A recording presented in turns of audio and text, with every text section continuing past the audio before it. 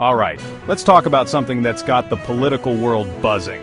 Trump's proposed federal takeover of the DC police and the fiery response it sparked on MSNBC. So here's the deal. Current President Donald Trump, in his push to crack down on crime in Washington, D.C., has floated the idea of putting the city's police force directly under federal control. That's a big move, and it's got critics sounding the alarm about what it means for democracy, local authority, and the future of policing in America. Now, over on MSNBC, things got heated. One of their contributors didn't hold back at all.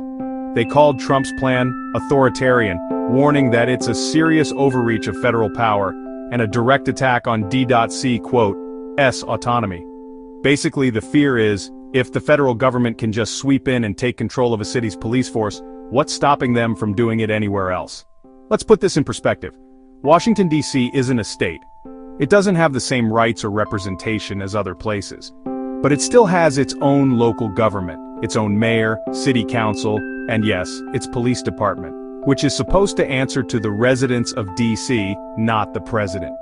That's why this move feels so controversial. It's not just about crime, it's about who gets to call the shots in D.C., and whether the city's residents get a say in how they're policed.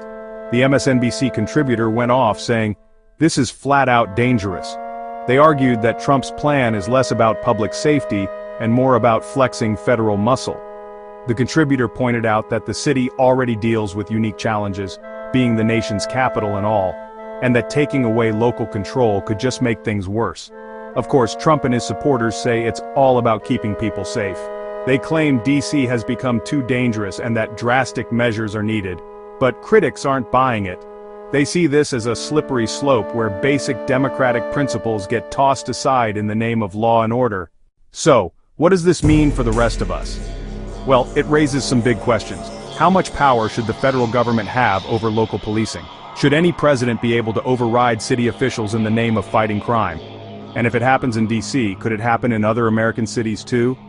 This is one of those stories where the stakes are high, not just for Washington, but for the whole country. Whether you agree or disagree, it's worth paying attention to how this debate unfolds, because sometimes, the fight over who controls the police is really a fight over who controls our democracy.